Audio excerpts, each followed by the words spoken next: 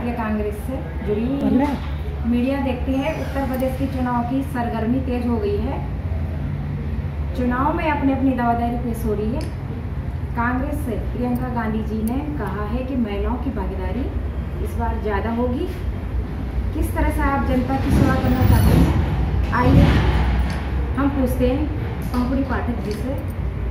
Ma'am, voice of mountains में आपका स्वागत है। बहुत धन्यवाद। क्या कहना चाहेंगे आप इस चुनाव जी?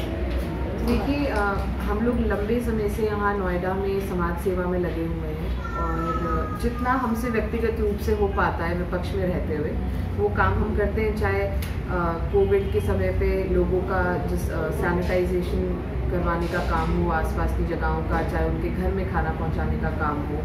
अभी डेंगू था तो हम लोगों ने फॉगिंग करवाई और तमाम तरह का जो भी सामाजिक कार्य हमसे होता है वो हम करते रहते हैं। लेकिन पहली बार इस तरह का मौका हम लोगों को भी मिल रहा है कि जो चुनाव में हम लोग आगे आके इस बार चुनाव लड़ने जा रहे हैं, तो उसके चलते हमें लगता है कि एक और अच्छा मौका है अपने नोएडा के लोगों से जुड़ने का। और अभी तक तो विपक्ष में काम कर रहे थे, लेकिन अगर मौका मिलेगा तो पूरा प्रयास रहेगा कि जितना ज़्यादा हम लोग कर सकें उतना हम नोएडा की जनता के लिए काम करें।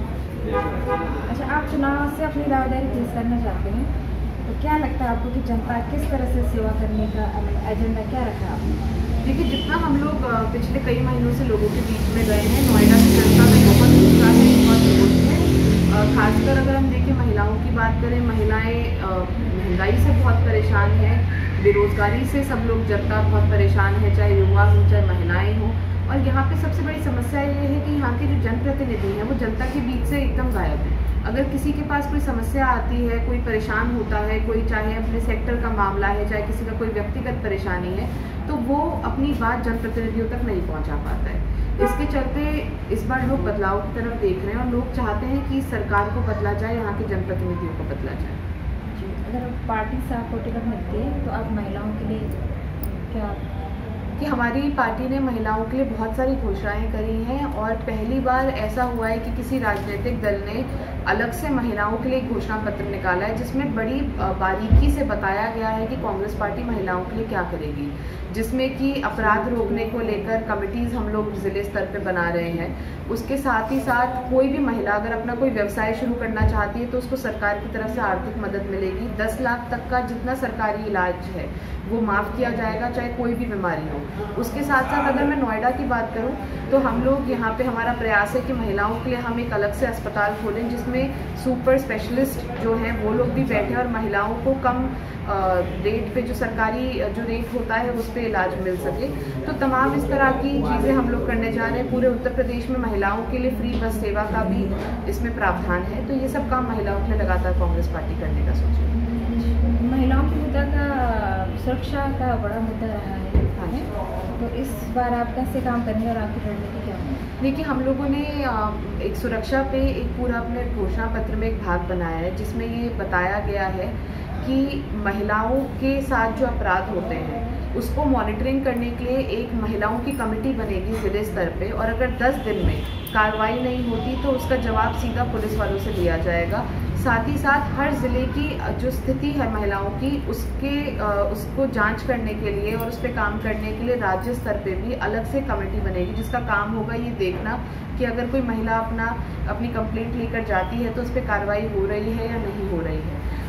पुलिस फोर्स में हम लोग ये प्रावधान ला रहे हैं कि 25% जो पुलिस फोर्स है उसमें महिलाओं को वहाँ पे नौकरी मिले। 25% यानी जो उसका जो फोर्स है वो महिलाओं की हो। तो ये सब कदम है जो कांग्रेस पार्टी उठाना चाह रही है महिलाओं को की सुरक्षा को लेकर। गौतम बुद्ध नगर और ग्रेटर नोएडा में बहुत सारे उत्तराखंडी रहते हैं, तो आपको मतलब क्या फ़ायदा होना है मतलब बाहर से? देखिए, उत्तराखंड के लोग बहुत बड़ी संख्या में यहाँ पर रहते हैं और नोएडा के विकास में, नोएडा को खड़ा करने में उत्तराखंड के लोगों की एक अहम भूमिका है। लेकिन जिस तरह का सहयोग उत्तराखंड के लोगों को मिलना चाहिए आज तक वो सरकार से नहीं मिला है। चाहे उनके लिए जो आर्थिक मदद हो, जो हमारी बहनें जो अपना व्यवसाय चला रही हैं उनके लिए कोई मदद हो, बच्चों के लिए कोई स्कूल फीस का मामला हो, किसी भी चीज़ पर सरकार ने कुछ काम नहीं किया। साथ ही साथ हमारे जो सांस्कृतिक कार्यक्रम हैं उसके लिए कोई भवन आज तक नहीं बनाया, जो कि लंबे समय से एक मांग चल रही है।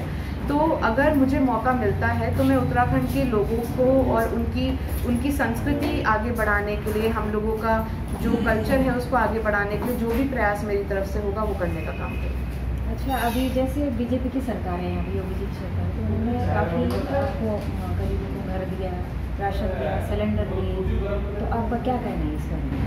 देखिए, जो भी दावे योगी सरकार करती है हम सभी लोग जानते हैं कि वो सबके सब कागजी दावे हैं।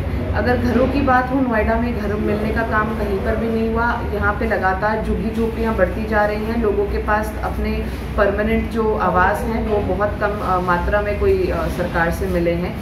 एक सिलेंडर देने का काम किया, लेकिन सिलेंडर 400 रुपये से 1000 रुपये का कर दिया। प्रियंका गांधी जी ने कहा है कि अगर कांग्रेस की सरकार आती है तो 3 सिलेंडर हर महिला को दिए जाएंगे।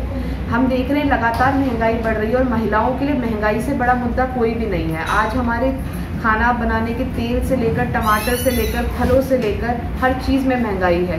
आज डीजल पेट्रोल कई गुना ज़्यादा महंगा हो चुका है। ये सारी वो चीज़ें हैं जो महिलाओं को सीधा सीधा अफेक्ट करती हैं। उनका जो घर का उनको बजट बना के चलना होता है पूरी तरह से उसको ख़राब करती हैं। बिजली के यहाँ पे नोएडा में अगर हम देखें, पूरे देश में शायद अगर सबसे महंगी बिजली कहीं पर है तो वो नोएडा में है। हर चीज़ यहाँ पर महंगी है, लेकिन उस पर कभी कोई बात नहीं होती और महिलाओं के लिए इससे बड़ा और कोई मुद्दा नहीं है। महंगाई के चलते महिलाएं बहुत परेशान हैं। हमारे चैनल के माध्यम से आप उत्तराखंडी लोगों को क्या कहना चाहेंगे? मैं उत्तराखंड के लोगों से यही कहना चाहूँगी कि आप लोगों ने यहाँ के डेवलपमेंट में नोएडा को आपने अपनाया, इसको बढ़ाने में आप लोगों का बहुत योगदान है। इस बार हमें मौका दीजिए कि हम भी आपके लिए कुछ कर पाएँ और मुझसे जो भी होगा, क्योंकि मैं आप ही की बेटी हूँ, आपके बीच की हूँ, कुमाऊँ से आती हूँ, तो जितना हमसे होगा, क्योंकि हम आपका जो एक जुड़ाव है हमारा और आपका, वो राजनीतिक नहीं है, वो पारिवारिक जुड़ाव है। तो जो भी मुझसे होगा, आप अगर मुझे मौका देंगे तो हर आपका जो भी आप मुझसे चाहते हैं वो करने का मैं काम करूँगी। मैम, आपने उत्तराखंड चुना, उत्तर प्रदेश चुना, उत्तराखंड क्यों नहीं? देखिए, क्योंकि हमारे उत्तराखंड के ज़्यादातर लोगों की तरह हम लोग भी अपने पहाड़ से दूर रहते हैं। मेरा परिवार दिल्ली में है, मेरी शादी नोएडा में हुई है, मेरा घर नोएडा में है। तो जैसे हज़ारों लोग हमारे उत्तराखंड के अलग अलग शहरों में रह रहे हैं जो प्रवासी हैं, उसकी तरह हम भी प्रवासी हैं, यहाँ पे रह रहे हैं। और कहीं ना कहीं हम अपने लोगों का दर्द, उनकी स्थिति समझ पाते हैं, क्योंकि हमारा परिवार भी जब पहाड़ से आया था तो बहुत मेहनत करके आज जहाँ पर हम पहुँचे उसके लिए हमारे भी दादा दादी को, मम्मी पापा को बहुत मेहनत करनी पड़ी। इसलिए हम लोग जानते हैं कि पहाड़ी लोगों का संघर्ष क्या है, कि जब वो दूसरे शहरों में जाते हैं किस तरह से वो अपनी मेहनत, अपनी पढ़ाई लिखाई और अपनी जो ईमानदारी है उसके बलबूते पे अपने आप को खड़ा करते हैं। इसीलिए मैंने नोएडा चुना, जहाँ पे हमारे पहाड़ी लोग बड़ी संख्या में हैं। और मेरा मानना है कि इस बार जितने भी हमारे पहाड़ के जो भी भाई बहन हमारे हैं, सभी लोग मेरा साथ देंगे। आप छोटा सा परिचय अपना, कौन से गांव से और कौन से पट्टी?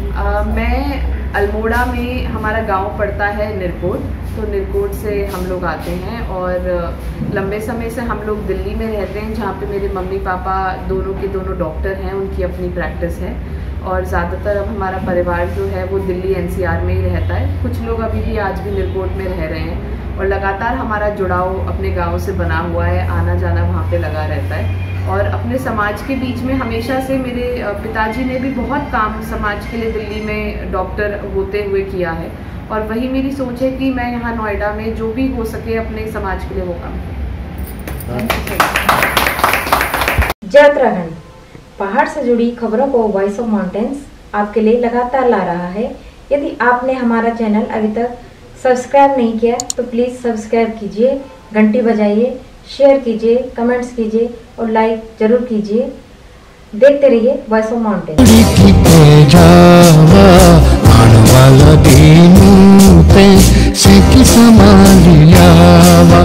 ए जावा